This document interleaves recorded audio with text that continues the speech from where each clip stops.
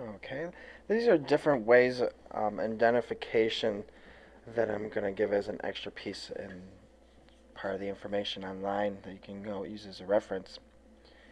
The rarer the stones, such as rubies, diamonds, or even emeralds and sapphires, we consider precious gems and stones of finer qualities.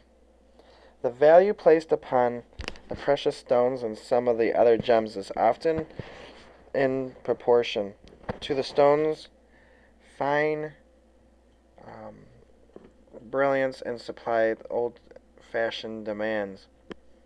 Whether a rock or crystal or a precious semi-precious stone, the value to you, the potential jeweler wearer, should always be determined by your own personal taste, which your gem can do for you.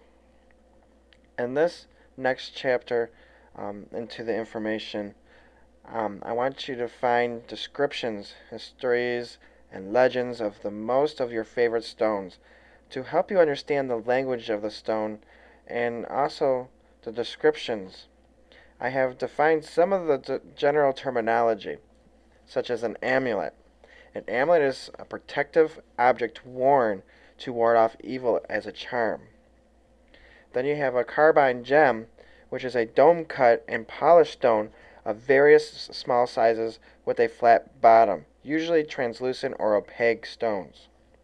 Then you have an earth stone, a stone found on the earth's surface consisting of a common earth, soil, or mineral formation. Then you have a facet gem, which is usually a crystalline gemstone cut into small flat surfaces um, called facets, and it's like a mirror-like bottom, and this particular type of cut increases the brilliance of the stone. Then you have a gem, which is a stone fashioned to bring out its beauty in order to be used in jewelry. Then you have a gemstone, which is a gem that is a stone cut or fastened into a manner in order to be used for jewelry or some kind of to give it a shine and a bling bling, so to speak. Then you have mineral, which is any class of substance occurring in nature, usually comprising in inorganic substances of defined chemical composition and defined crystal structure. An ore, meaning a metal-bearing mineral or rock, or a native metal valued enough to be mined. Then you have a rock. A rock is a mass of stone or mineral matter of various compositions. It's consolidated by the action of the heat in the water. Then you have rubbing stones. A rubbing stone is usually a smooth stone naturally polished by nature and is used by a person as a stone in their hand, and they use pressure and friction.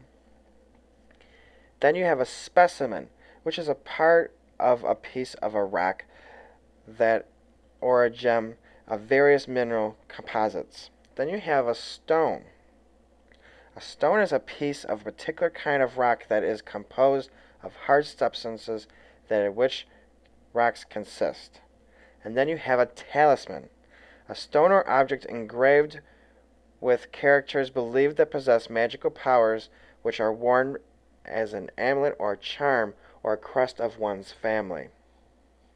These are just some of the terms that I use and others use, and you can use this video as a reference guide to go back onto the definitions if you are lost in some of the terminology.